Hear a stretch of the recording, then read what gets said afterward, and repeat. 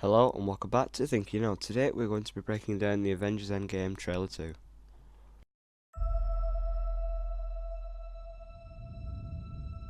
God, seems like 1,000 years ago.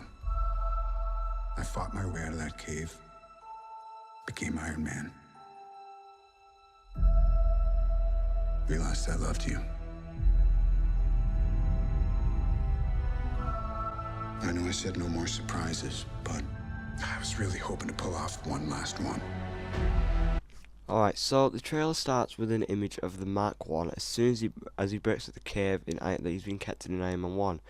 And the image is in black and white until a red wire pokes out and we see that it is in that same colour scheme that we saw the Super Bowl trailer was, in that black and white with the reds, the kind of chromatic colour scheme.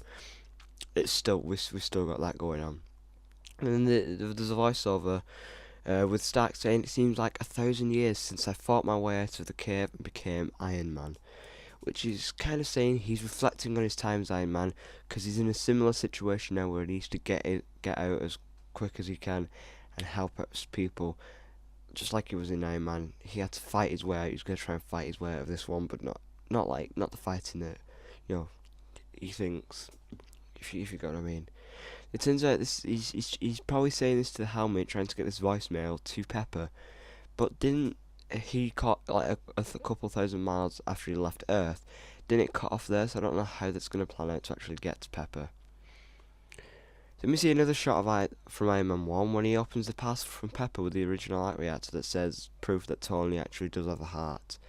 And voiceover here says that he realised he loves you. I loved you. So you see her pushing ahead against Iron Man's helmet, the Guardian ship floating adrift in space once again with Stark saying, "I know I promised no more surprises, but I hope to pull off one last one." So no, I know I said no more surprises, but I hope to pull off one last one. Which is linking back to the conversation in Infinity War that they had, where they were talking about a child and him saying that no more surprises.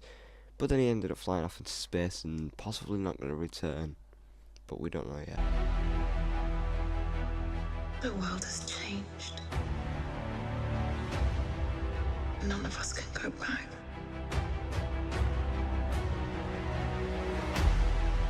All we can do is our best. And sometimes the best that we can do is to start over. So this next bit shows some more callbacks from Captain America, the First Avenger, at the recruitment centre, where obviously, he looks into the mirror and he doesn't reach up to that until he gets the serum injected and he becomes this big guy. And then a shot of Liberty Island once again from the Super Bowl trailer that we saw. This also is a voiceover by Peggy Carter, the voiceover from Civil War, where she's saying, "The world has changed, we can't go back, and all we can do is our best. The best we can do is to start over." Now, this bit, to start over, well, we know time travel is going to be something in this film. So this is saying some of the heroes may have to start over. Captain America may start over and then end up going back to World War II. It's a possibility with her saying this, and all we can do is our best. So they don't even know if the plans are going to work. They're going to try whatever they can to get the people back. While we have while we have this voiceover, we see Steve in the room that we saw in the Super Bowl trailer, probably trying to think of ways to overcome his grief and everyone's grief. Then we see Hawkeye training someone to use a bow and arrow, and this could be his daughter Lila, who has obviously grown up from Age of Ultron. He's training her to be a new Avenger. Possibly this is it, but she hits the bullseye, right. Well done. She goes for a high five. In the background, you can see his wife and his other son. They look older, and she's setting up a picnic table. But I think as soon as he high fives his daughter, they disappear. This is right as soon as the snap happens. They get decimated. So this is kind of saying, this is why, because he was out having a nice day, and then all of a sudden, his family's gone as he high fives her. Which is going to be pretty devastating. Then it goes to a shot of Ronin and Black Widow, and they end up holding hands, and this could possibly be the first hand Clint's touched since high-fiving his daughter, so it's going to be a pretty touching moment for Clint. But the first hand he's touched since, obviously, his family got wiped with a snap. We see the callback to Civil War when they carry Peggy's coffin at a funeral, in the same chromatic image form, and obviously the images we see all have red in them. That's all the colour they have, which symbolises blood, death, and anger and danger and stuff. So it's probably mean, the blood that's been spilled. This is why we're just seeing the red. And there's another bit that I want to talk about a bit later, another callback.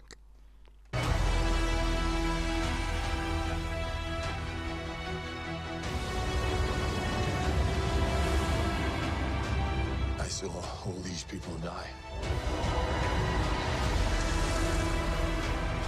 I keep telling everybody they should move on.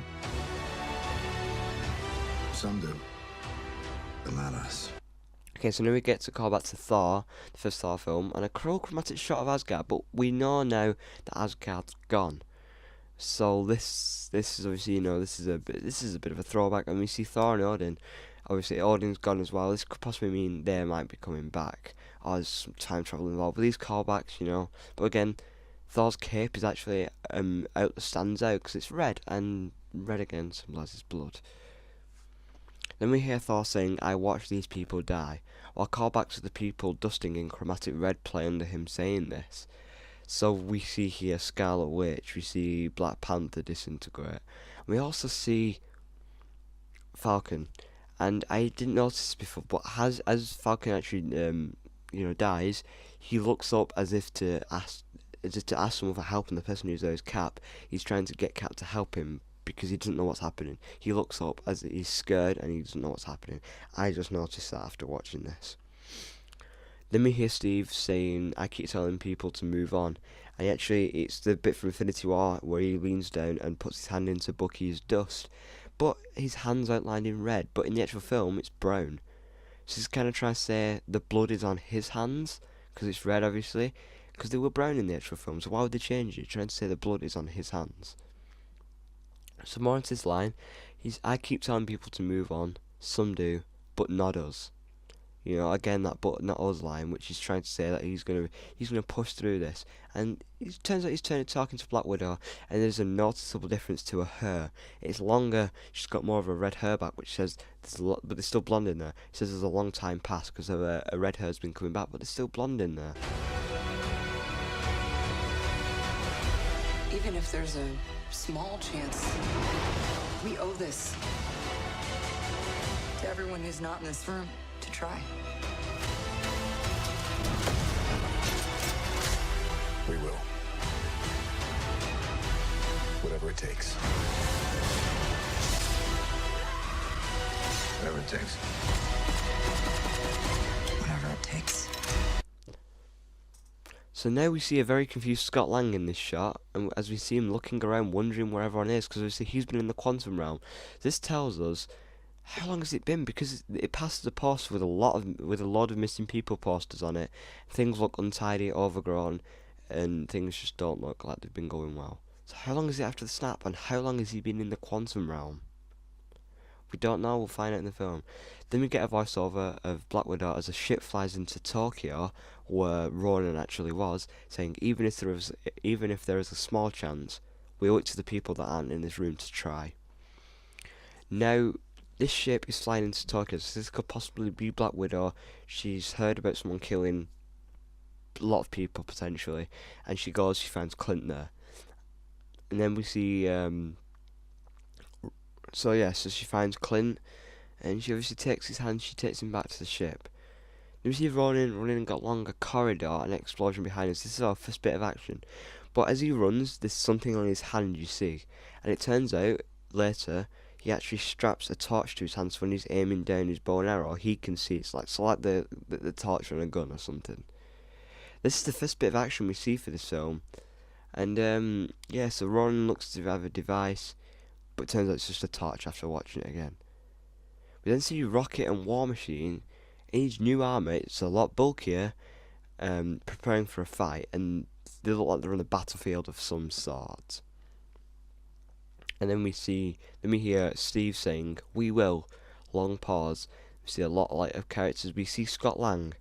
He seems to be staring at something, and I didn't notice this before, but could something be coming to the Avengers HQ? Because he seems to be staring at something and being like, "What's that?" Because there's like a glow behind him. So he could be looking at Captain Marvel, as she glows and all that. or there is something there. Just like they suit up in the HQ. Why would you have to suit up in the HQ? You know? So I feel like this could be something coming to the HQ that's coming straight to them. And after Steve says we will, there's a bit of a pause. There's a few characters. He says whatever we take. And it shows Ron. It shows Ron in out of window, staring out with his haircut. So it's obviously not been long since she brought his back. Scott in his Ant-Man suit and Thor with Stormbreaker. A lot of lightning around him, which kind of looks like his entrance to Wakanda.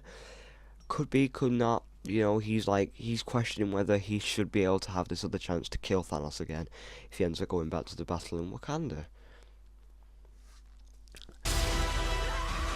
Then we see Nebula pull out 2 swords and screams as she's in some sort of battlefield. Now this seems to be the same battlefield as Rocket and War Machine was on earlier in the trailer. But we can't confirm this, but it looks to be a lot of smoke, fire, and obviously, you know, she's running. This could be the fight on Titan, but I disagree with the fact that it could be, because the fight on Titan wasn't the big fight. If anything, they go back to the fight in Wakanda, because obviously, you know, that was the big fight in the film. Then we see Hawkeye turn around with his bow, and that's torch still in his arm as he turns around to shoot something in that, most likely in that same place as he was in the Super Bowl trailer with a red light and all, but we don't exactly know where he is.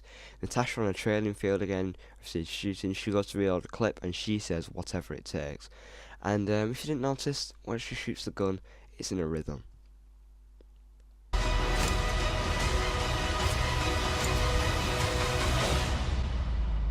Whatever it takes.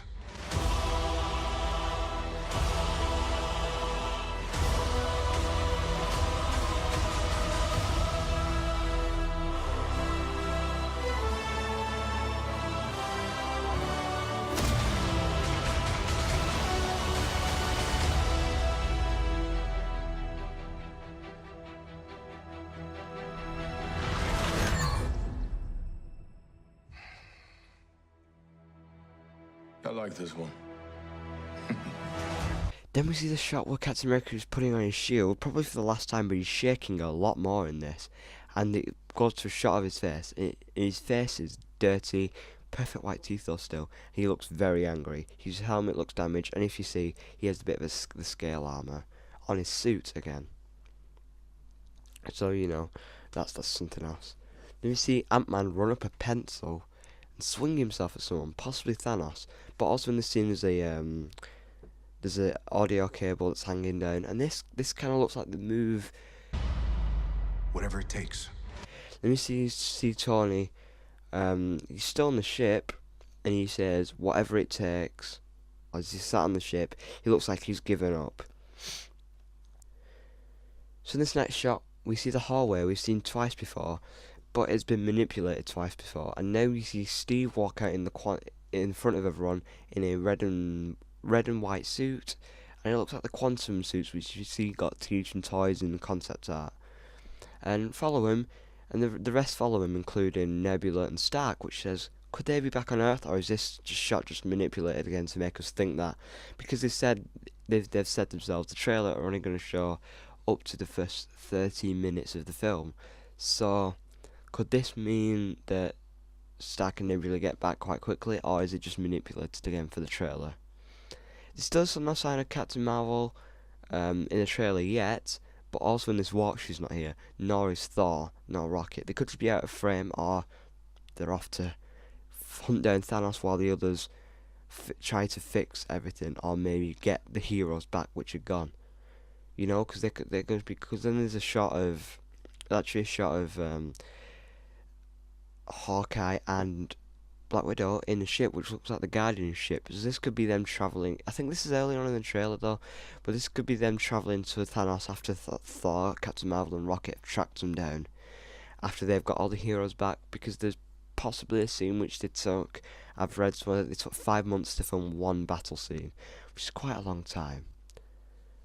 So then we get the logo for the film, and there's a little bit of humour in this film where Thor calls back his axe, and Captain Marvel doesn't flinch when he flies back. It moves her, and he says, "I like this one," as he leans on Stormbreaker. He's talking to Captain Marvel and Black Widow, and he kind of laughs. You know, this is the first time we've seen someone smile in any of these trailers. That's quite different. So alright, a quick sum up of this trailer. We've seen a bit of action, but we don't exactly know where it is. We've seen Hawkeye training his daughter, which could possibly lead to get Kate Bishop in the future MCU, but then his family possibly gets dusted away within seconds of him high-fiving his daughter. We don't see any sign of... Oh, we see Bruce Banner once in this trailer, but no Hulk once again. Maybe because he's still scared. But we don't know yet. Well, we also see, obviously, it's Natasha and Ronan holding hands. She's trying to bring him back. She's helping him. Actually, she did say she owes him a great debt in Avengers Assemble after he didn't kill her. We also see them both in a ship which looks very like the Guardians, so they could be heading towards Thanos to take the fight to Titan 2 right to Thanos, where he's resting, which could be an awesome fight with all the heroes in, and that's why Thor, Captain Marvel and Rocket aren't in the walk, because they're hunting down Thanos while the others go and find Thanos.